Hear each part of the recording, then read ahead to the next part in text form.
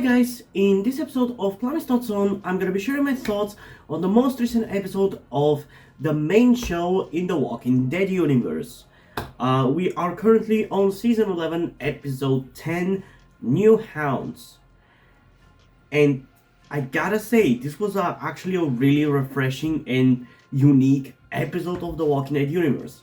Well, I say unique, but it's essentially the same kind of episode as when our group arrived at Alexandria for the first time and how they slowly accustomed to that. It's essentially that again, but obviously with different characters and different situations, and it's a little bit bigger scale because now we're going from a group on the road to back then we were going from a group on the road to a group to an actual working normal community, and now we're going from a destroyed community of people who have been through a lot of shit despite the fact that they haven't been on the road to a big city essentially, and that is much more impactful. But yeah, this was a really fun episode. They really played with the fact that this is so weird and this is so unique, and this is like something that we haven't seen our characters live through in a way. And I really enjoyed that, like right off the bat with the opening scene with Dario, Judith and RJ going through the haunted house, and then at the end having a guy walk in as a walker, and then Dario tells him to stop that because he was scaring RJ, and him stopping. Like, they are instantly playing with your expectations and what you've been accustomed to expect from The Walking Dead, and I really love that. The whole episode is kind of like that, and it's kind of hard for me to really kind of overly focus about the positive things about this episode because there was so much happening. Like this episode was packed to the brim with plot and character moments, and I really loved it. And it's hard to focus on the one thing that I can kind of talk about, so I can like show you how good everything was without having to go over everything, because I don't want to do that. I used to be reviewing shows like that before, and it's just boring to have to recap the episode to explain everything. But I really love how many characters got decent stories, like decent impactful moments in the episodes. Like, we got a moment for Tommy, Yumiko, Magna, Princess, Sebastian, Mercer, Daryl, Carol, Ezekiel, Jerry, Judith, RJ even got a little bit of a moment. Lance got a little bit of a moment. Pamela got a little bit of a moment. Connie got a moment. Like, so many characters got impactful moments in this episode. This is definitely one of the best episodes of The Walking Dead probably The Walking Dead universe, but definitely of The Walking Dead show, because it really plays with your expectations and what you're accustomed to, and I really love that about it. I kind of dig the fact that they jumped again, did a bit of a time jump. Obviously not as big as what we had at the ending of last episode, so essentially we are gonna be building up to that scene just like I expected, and we're gonna explain and understand why Daryl is with the Commonwealth soldiers against Maggie. They're gonna make us understand that as it goes on. So they essentially skipped over the initial arrival to the Commonwealth, and I do want to point out how different this season and the story is turning out to be from what I thought they were going to go for. Because before we started season 11, I thought that Eugene was going to arrive maybe in episode 1 or episode 2 with the Commonwealth, and they would all decide to go to to the Commonwealth, and on the road to the Commonwealth, our characters are gonna meet Pope, and they're gonna be after them, and the Reapers and everything. And like that sequence in the forest that we had in episode 3's beginning, I thought that was gonna happen when everybody was traveling towards the Commonwealth. But no, we completely skip over that whole shit of traveling to the Commonwealth, which is fine. I don't really, I'm not really bothered by that. I don't really judge story choices like that. I just had a different expectation of how the story was going to go, and it didn't go that way, but that's fine. That's fine. That's completely fine. But yeah, we essentially skip over that, and I'm fine with that. Having it's better for us as the viewers, I feel like, because we've already seen our characters get accustomed to normal life back when they arrived at Alexandria. So this time, essentially, showing to us them already accustomed to that is a little better, because we never really got that with Alexandria, because we saw them get accustomed in the beginning, like feeling weird about it and everything. But then Alexandria, instead of them getting truly accustomed to Alexandria and becoming like the Alexandrians, instead the Alexandrians became more like them and became more of actual survivalists, you know? So in this instead, we have our characters actually trying to accustom to life here at the Commonwealth more properly, and I kind of like that. I really like that, and it feels like it's kind of justified for all the characters to feel the way they do for the most part. Like for Dario, it's justified for him to. It makes sense for him to be into being a soldier because he wants to provide for Judith and RJ because he's taking care of them. Which, by the way, I just want to point out how cool and cute and awesome it is that he's taking care of them, and he's essentially their adoptive dad. Like, this whole episode, every scene that Dario and Judith shared was so fucking cute, especially at the end there, where Judith is in this little pretty dress, and Daryl is behind her in the Commonwealth soldier outfit, and he says to her that she looks awesome, and she says to him that he looks official, and he says that he doesn't feel official, and she laughs, and I'm pretty sure that that's Kaylee Fleming laughing in that scene and not Judith, but it's just so adorable. Every single scene that they share is so adorable, as well as the scene afterwards where he gets her a thing that can play those, I don't know what's the word for that, a gramophone? I don't know if that's the word for it in English, but it's that thing that can play those round plates. I know I sound like an idiot when I explain it like that, but I don't know the words for these in English, because when the fuck do I ever need to use them, you know? So I don't know what it is, but he gets her that, and she loves that, and I fucking love every single moment that they share like that in this episode. And Judith in this episode was great. I loved seeing her feeling awkward when interacting with other kids and everything, because she has never really interacted and never seen a world like that. She doesn't know this world, the old world, shall I say.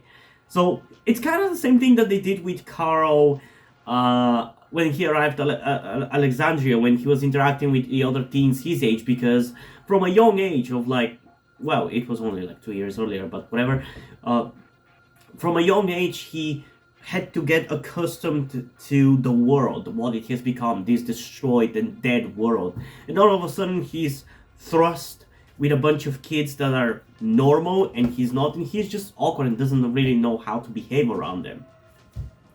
So essentially they're doing that again, but again it's with Judith, which I feel like it's a little bit more impactful, because for when you think about it, because for Carl it was only like 2 years at that point. Only about 2 years had passed since the fall of civilization, and he was already 10 or 12 at that point, so he had already seen what the world was before, but Judith hasn't.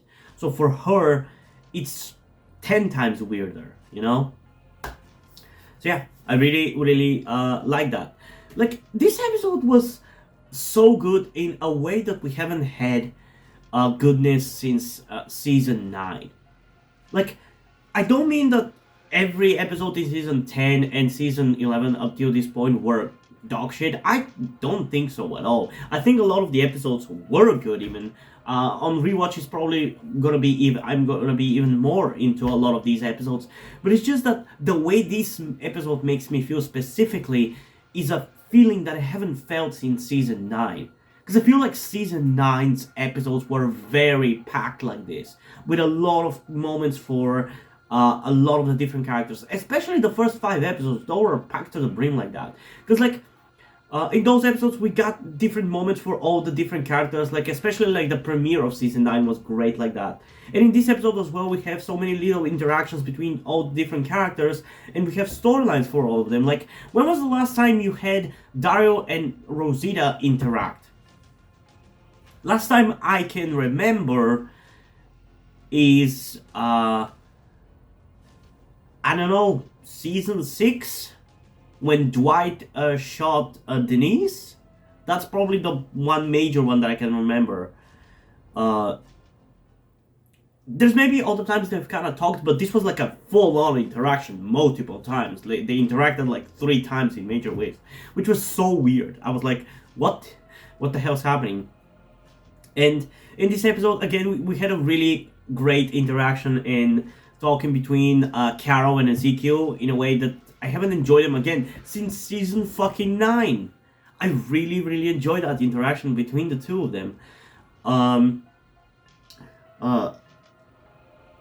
really like that Carol is again playing the role of like the old woman who nobody assumes is like a person who can actually do shit, like who is actually knows how to handle herself. I really like that again, and it really seems like everybody loves Carol when she does that.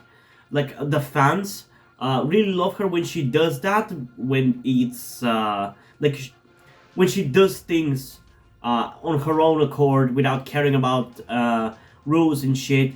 When it's doing it to somebody else, but when she does it to our people, it seems like or does it despite other people, it seems like everybody doesn't like her, because now everybody's like, oh, Carol's the best character again, or whatever, which just feels weird. Like, she was never a bad character. Why did you hate her in the first place? And I like the little storyline that they're playing with her doing stuff for Lance Horsby, because that is not a storyline from the comics, because, spoiler alert, Carol dies in the comics long time ago. In the storyline. So that is completely made up for the show, and I like it. I enjoy that storyline because it's also very justified with another show original storyline of Ezekiel getting cancer. And you know why it's so original? Because spoiler alert, Ezekiel dies again decent time ago before the Commonwealth. So with these two show original storylines, they've actually built up a pretty interesting thing. In this episode, we're shown also that Tommy has now been forced to be a surgeon, obviously, because Yumiko just had to go around and scream the fact that she has a brother who is a surgeon. And I gotta say, this episode did not make me like Yumiko at all. Like that scene and the scene where she is served by Magna really made me hate Yumiko. And I know that she doesn't necessarily it's not her fault or anything, and she doesn't necessarily like this, but I don't know, it just still makes me feel annoyed by her, because she doesn't necessarily seem to outright hate it. And it's her fault that Tommy cannot live his happy life. He was enjoying being a baker, but now he can't be that. He has to be a surgeon. So that was really cool. Another little thing that I liked about this episode is that they brought back the soldier from the princess episode. So people cannot say that episode is fucking filler. They can't. They can't, because it's actually part of the storyline. It's important. Gotcha. I mean, it wasn't filler in the first place. It made us... it gave us backstory to Princess, thus making her more of an interesting and important character, at least in my opinion, because that is a criticism that I personally had for The Walking Dead not doing with characters in like season 5, well, not season 5, but like the Alexandria characters not getting any backstories was a big reason why it wasn't until like, I don't know, the last 2 seasons maybe, debatably, that I actually started to be into those characters and enjoy them to the point where I actually would feel sad and angry if they died. Like, especially after the 10C episodes, I actually now really care about Aaron and Gabriel, and I feel like they are actually main characters and not just supporting characters, you know? So, I really like that episode, and I love that they reintroduced him again because he's kind of like a familiar face, given a little bit of a bigger role, and because of what happened in that episode, it shows that him getting beaten up by Princess was actually real. It kind of gives us a glimpse of exactly which things in that episode were real and which were fake. And even Princess recognized him, I'm pretty sure. So, because he was beaten up by Princess, his life is ruined, and now he's not a soldier anymore, thus he cannot provide for his family and kids. I think he said he had kids, it's a little unclear. Which again shows how classist the Commonwealth is. And I actually did not expect that they were actually gonna straight up outright have the Commonwealth be a classist society. Because I knew that they are de facto a classist society, but I didn't think they were also gonna be de jure that thing. I thought that maybe it would be like our society, where yes, people move from the different classes and everything relatively easily, but it is still a classist society. And I thought that this was probably going to be the same thing, but like exaggerated a little bit more. They would be like, oh, we're not a classist society, but it would actually in practice be that. So I was surprised that they blatantly said that out. And I'm a little bothered by the fact that Daryl didn't say shit about that. Because, like, I get it, he has to provide for Judith and RJ, he's gonna eat shit for that, so to speak. But it's weird that he didn't even kind of share, like, one moment where he's like, nah, I don't like that, but I have to do that to protect Judith and RJ, because they actually want to stay at the Commonwealth. And it also bothered me that Rosita, and the way she was behaving, seems like she's also kind of in support of that, or at least, again, just like Yumiko, is not necessarily bothered by it. When she was interrogating Magna as if they are not friends, as if they had not just survived together at Alexandria. It just felt, again, it made Rosita be a little bit of an asshole. It made her come off as an asshole. I'm sorry for the coughing, I'm still a little sick. I was sick, and that's why I didn't upload for like a week and a half this time. But I'm still a little sick. So yeah, it made her a little bit of an asshole, especially also at the end of the episodes when she was like breaking in into, I think it was the soldier's place, and they found the Resist the Commonwealth's anarchist materials that he creates or whatever. It just makes her come off as a little bit of an asshole. Especially in that scene with Magna, that kind of pissed me off because Magna hasn't done jack shit. And just because, and I love how one of the shots really focused on Magna's tattoos to remind us that she was like in jail or in prison, I think. Like that's kind of part of her backstory. To make us think that, oh yeah, she was a criminal. To kind of force us into that classist concept that the Commonwealth follows. I really like that detail that the show did to us. But yeah, it just made Rosita be a little bit of an asshole. I like that we are not playing out the asshole thing between Dario and Mercer. I like that he was an asshole to Dario for one scene in this episode, and that was that. They became buddies, so to speak, afterwards. I hate Sebastian. I gotta go over that as well. He's an asshole.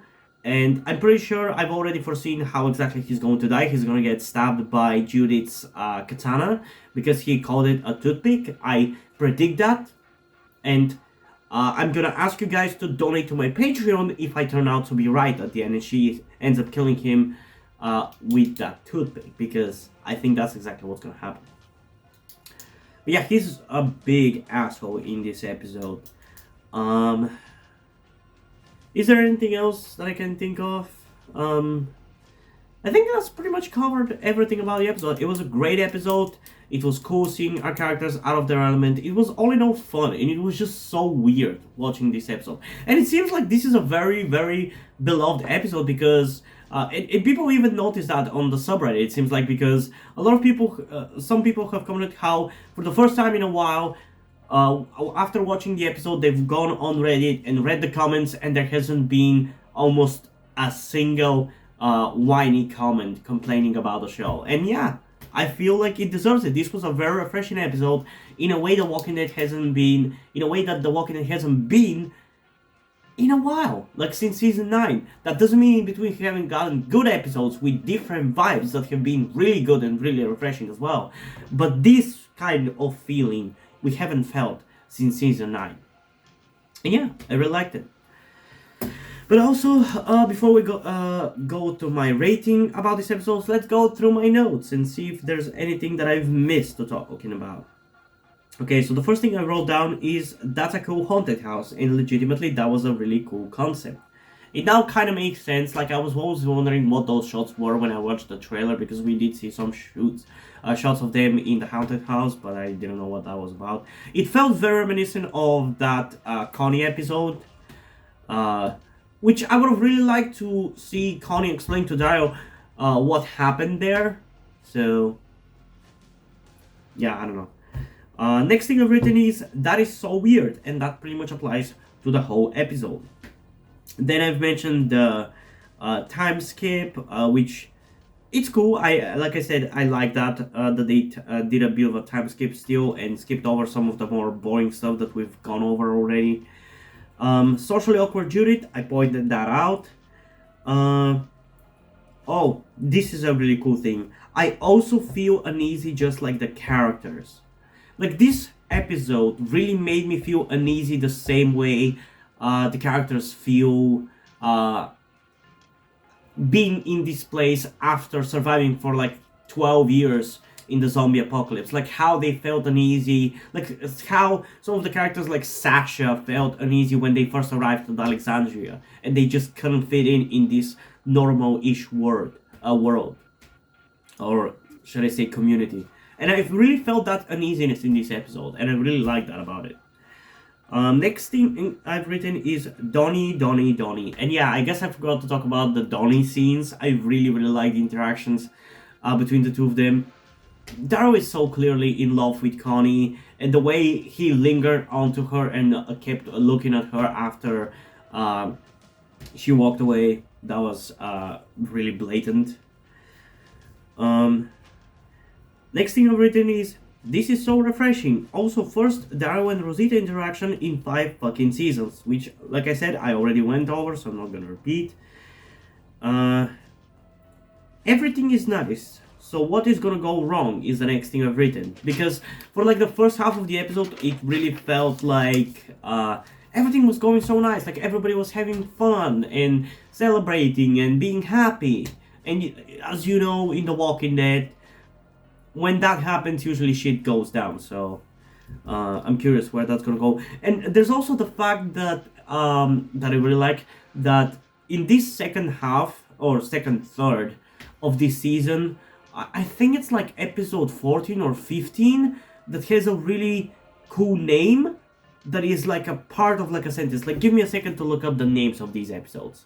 Like episode 14 of this season is called The Rotten, and I bet episode 15 is gonna be called Core, because The Rotten Core is the title of it's the title of like a, not a compendium, it's like a chapter or whatever or in the comic book. And the thing that Angela Kang is doing with this title, where she's separating an iconic title into two, is kind of the same that she did in season 9, where she called episode 15, I think it was, no, episode 14, no, that one was Car. She called episode 15 The Calm Before, which was the major episode of that season, in which the big things happened, and episode 16, The Storm, was the aftermath. So that makes me think that something big is probably going to happen in episode 14 called The Rotten, and then in episode 15, The Core, it's gonna be the consequences. But the thing is, looking at these titles of the episodes, with especially like the Rotten and Core, I'm really kind of thinking what exactly are they going to end up adapting in the final 8 episodes of this season, because I think the Rotten Core is like either the end of the Commonwealth storyline or close to the end. Maybe I'm wrong, maybe some of you guys, if you read the comic book, because I've just read the Wikia pages, that's as far as I've went into the comic book universe, and I'm currently watching the retrospective by Krotos, Mystery Shack, I think his name is. So I'm learning more about the comic book, but I don't really know much, but I think that's towards the end. So it really feels like in the last few episodes, it's not clear exactly where they're going to go with the storyline. But yeah, let's continue. Next thing I've written is Thanks Yumiko, which is in reference to Tommy being forced to be surgeon being her fault, which she doesn't seem to particularly feel bad about, which is kind of annoying. Cringe, Daryl, I feel ya. There was a certain scene where I cringed, and I felt cringy just like Dario, but I'm not exactly sure which scene that was. Whether it was when he when was it?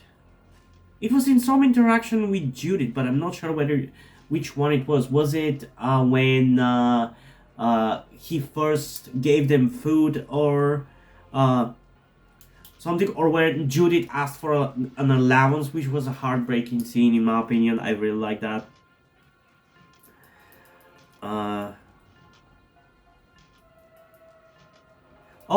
Cause I think this cringe Daryl, I feel ya, might be for when Daryl and Rosita and a bunch of two nobodies were forced to work together to clear a house in order for them to become Commonwealth soldiers. And it was kind of awkward that he was forced to be with a guy that he doesn't know while he wanted to be with Rosita. I'm pretty sure that's what I'm referencing there.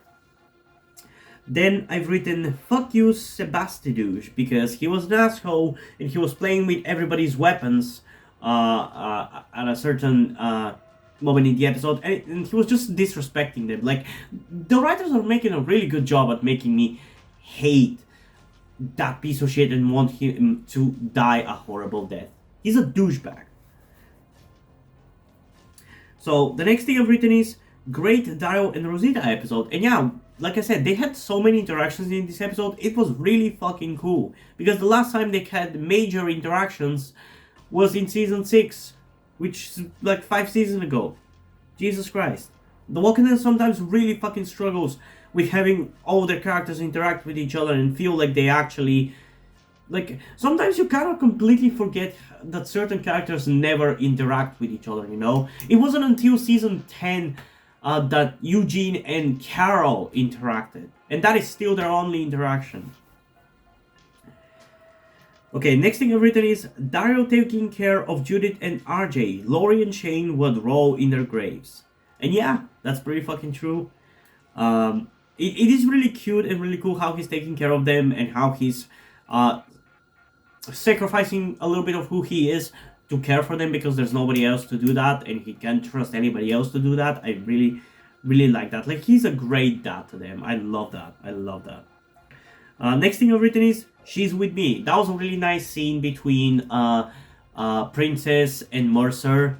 They're really making a believable love storyline between the two. I really like that. And he's a badass, and he looks amazing in the suit. Jeez.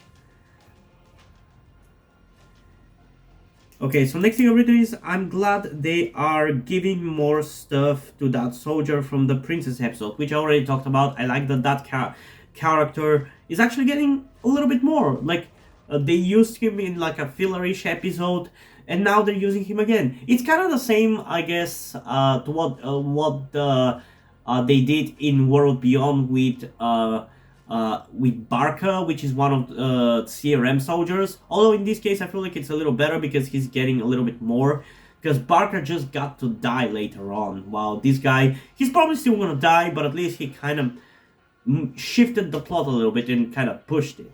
So I like that. Judith cute, Daryl official. I already went over that, so I'm not gonna repeat it. And the final thing I wrote is Judith toothpick kills Sebastian. Like I said, that's my theory about what's gonna happen to Sebastian towards the end of the storyline. But yeah, pretty fun episode. Really, really entertaining in a way that I haven't been entertained in a long time. I still feel like it really kind of banks a lot on that subverts your expectations factor, and seeing the characters that we've seen survive in a post-apocalyptic zombie world in kind of like a normal environment. So I feel like there's a little bit of a lack of depth to this episode, but still I really, really enjoyed it. But because of that certain lack of depth, I'm gonna give this episode a 9.1 out of 10, which is still pretty high, but it's not like a 10 out of 10 mind-blowingly good episode. But yeah, genuinely really good episode. Definitely one of my favorites. And I'm really curious how all these episodes in like season 9, 10, and especially 11, I'm gonna feel about once I am rewatching the show, because they're so far removed from what we had in the earlier seasons, which is what I've rewatched like quite a few times, honestly. But yeah, really good episode. I am curious to see what do you guys think about it, so comment down below and let's have a discussion about it. And also, before we end this video, I just want to give a huge shout out to my currently 3 patrons on Patreon: Omar Bridgman, Deadpool, and Chenchez. Thank you guys for your support. I really appreciate it. It really means a lot to me that you have decided to support me and have continued to support me for such a long time. I hope you continue to enjoy my content and continue to support me going forward. Thank you very much. And now, before we end this video, I just want to talk about something to you guys very quickly, which some of you may or may have not noticed before or know about me, that being the fact that I am trans. And yes, this may come as shocking to some of you, because I don't really flaunt it that much on my channel, or at least I feel like I don't. Outside of like my K-pop reactions, which is where I feel like the most comfortable being myself like this. And yeah, I am in fact trans. I'm not necessarily full-on male to female, but I heavily want to transition to being pretty female. I do consider myself more non-binary though, or maybe gender fluid would be the best descriptor as well, because I do have occasional moments where I feel fine being like just a normal guy, but most of the time, like right now, I do feel very dysphoric. And that's why I'm asking you guys for any help that you can give me, because my situation right now, I don't really see any way outside of you guys' help. Because, and this is gonna be kept short and concise, I live with my parents. They're never going to accept me as a trans person. They just never will. And as a matter of fact, back when I started the YouTube channel, I was actually kind of slightly starting my transition back then, with like starting to grow out my hair.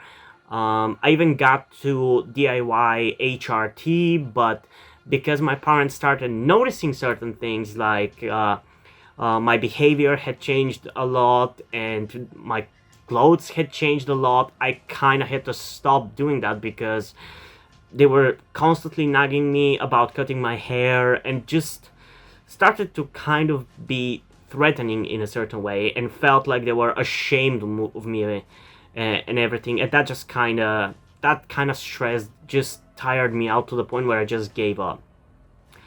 But as dysphoria goes, it just doesn't go away, you know. I still feel like this, and in fact, it's somewhat been intensifying again recently, so I just wanted to share this with you guys.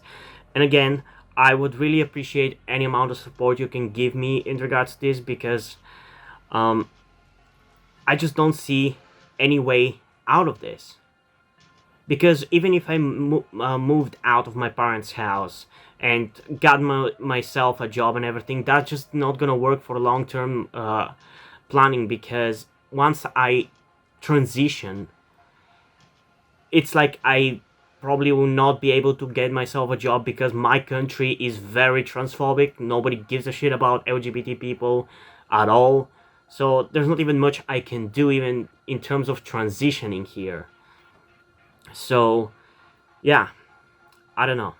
I just would appreciate any amount of support you can give me, be it monetarily or in any way otherwise. And this is not about boosting my channel or anything, or guilt tripping you with my sob story. I just wanted to get this off my chest and make my subscribers aware of the situation that I am in, and that I would appreciate anything that you guys can help me out with. It would mean literally everything. Like, for example, a friend that I made after starting this YouTube channel, my good friend Yuri, has been helping me out a lot. And I genuinely might have not been here if it wasn't for him showing up and befriending me. So yeah, this just went a little bit longer than I intended, but I would just really appreciate anything you can support me with. That's kind of ultimately what I'm trying to say.